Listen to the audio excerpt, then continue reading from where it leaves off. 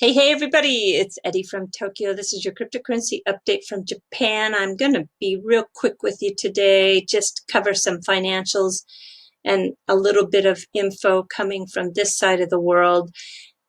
First, this was today's speech. This came from the IMF, and you see Geeta Gopinath. She's the chief economist at the IMF, and her speech was very significant. She calls this the Great Lockdown, and the magnitude and speed of collapse of economies is unlike anything in our lifetime. There was a major revision.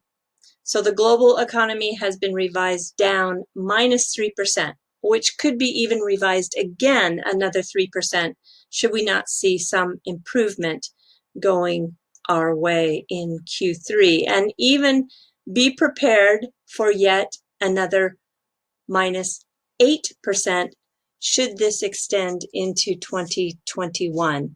So the main talking point as of late is how long can we continue to bail out debt by issuing more debt? I have never subscribed to the possibility of a debt jubilee, but my thinking is starting to shift.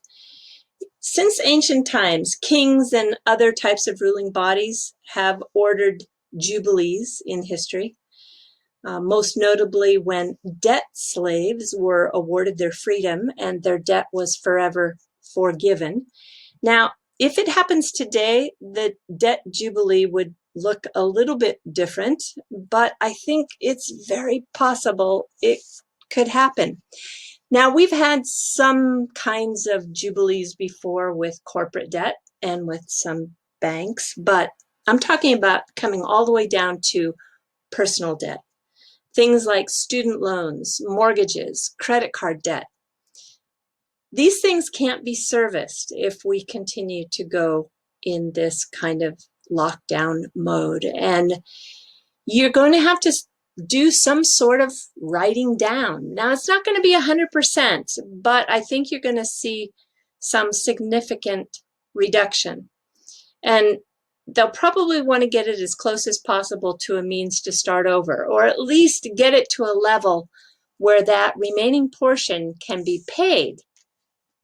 So if you live in the United States and you're waiting for a stimulus check, I want you to listen to what happened today.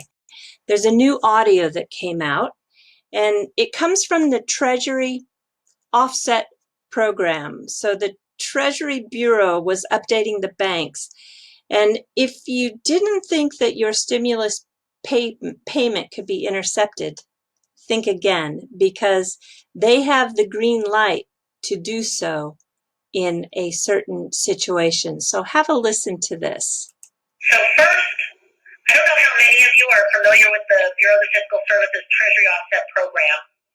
This is a program through which Treasury collects almost $10 billion a year in delinquent debt obligations owed to federal and state agencies. And the way it works is if a payee of a federal payment owes a delinquent debt that has been submitted to Treasury for collection, we will intercept that payment to pay that debt. And there's various rules depending on the type of payment that is being made and the type of debt being collected. Now, for EITs, the law has exempted these payments from the Treasury Offset Program except in one important aspect, and that would be if the payee owes a delinquent child support obligation that has been submitted to the Treasury Offset Program for collection. Treasury will intercept that payment up to the amount of the obligation owed. Intercept that payment up to the amount of the obligation owed. So she's giving the banks a heads up in case someone calls and wants to know where their payment is. Well, if they have an outstanding debt with any child support, then they do have the green light to take from that check either a portion of it to pay up to what is outstanding or the whole thing. So just that's a heads up. So in regards to remittances, how are remittances being affected?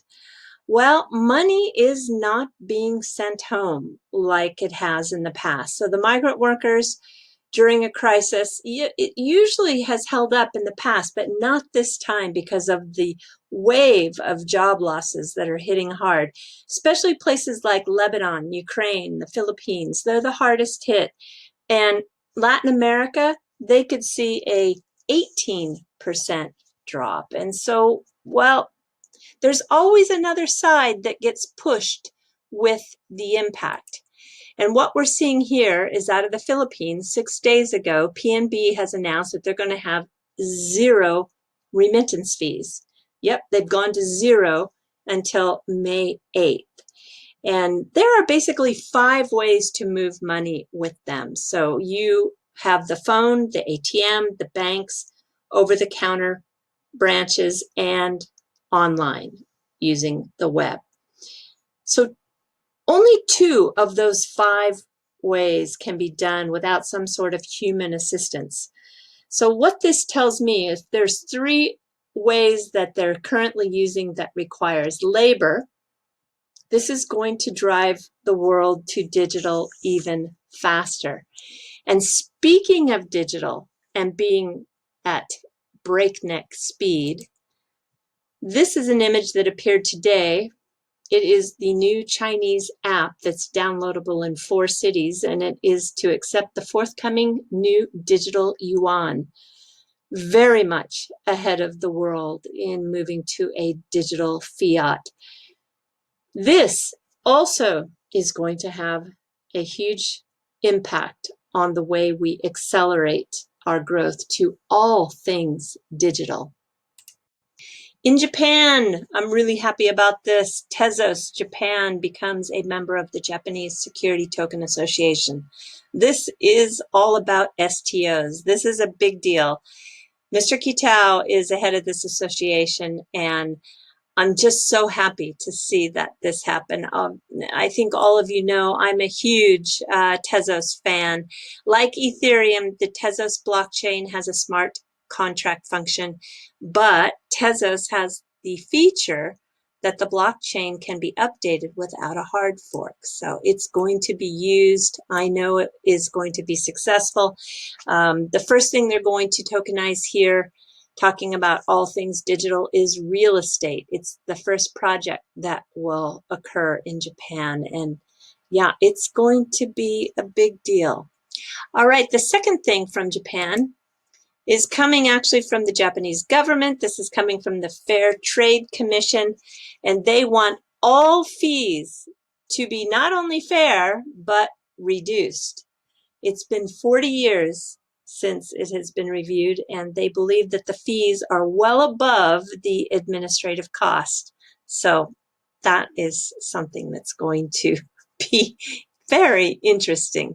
And I'm sure it'll happen. When the government is set out on doing something like this, there's 100% follow through. All right, moving to the fluff, everyone. So talk about the Fair Trade Commission. They're a Japanese government entity, right? This is the Japanese government entity MON, which is like a crest. And it is something that has been around a very long time, actually. It's called a Go Shichi no Kiri. And this is the Go, 5 leaves, 7 leaves, Shichi. And no Kiri is the type of tree that it is. This Mon actually dates all the way back to the Toyotomi clan in the early 1600s. It wasn't until I think the Meiji era or the late 1800s that the government of Japan decided that it was going to be their crest. I think it's quite stunning. So these leaves are from the Empress Tree, and the Empress Tree was named actually after the Empress of Netherlands, which you know has a very tight history and relationship with, because they were one of the only few countries along with Korea and China that could actually trade with Japan during the closed era. And this tree is, wow, it's pretty special. It's one of the fastest growing trees in the world. It can grow up to 20 feet per year. It has a very beautiful grain and a beautiful flower, and it's silky to the touch. It's as light as balsa wood, but stronger than pine, and it's perfect for musical instruments. Here is the wood in its finish. This is a Japanese Koto, and you can see how beautiful the wood is. Now, the most impressive use of that design, I think, is coming from this gold coin that is from the 16th century. And this is 373 grams of gold. It's called a kobundo, and it is just lovely, isn't it? I think it's spectacular looking.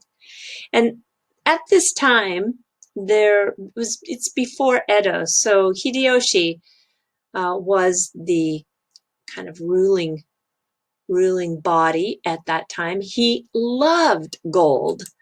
And you can see here, this is a tea room that has been actually recreated and designed after the tea room that he had. Can you imagine? Look at this gold. And I think in the evening light with candle, it must have been unbelievably beautiful. Anyway, these tea rooms are quite special. This one is actually very large, but of course he was a big guy at the time. All right, everybody, do take care. Sayonara for now. Bye-bye.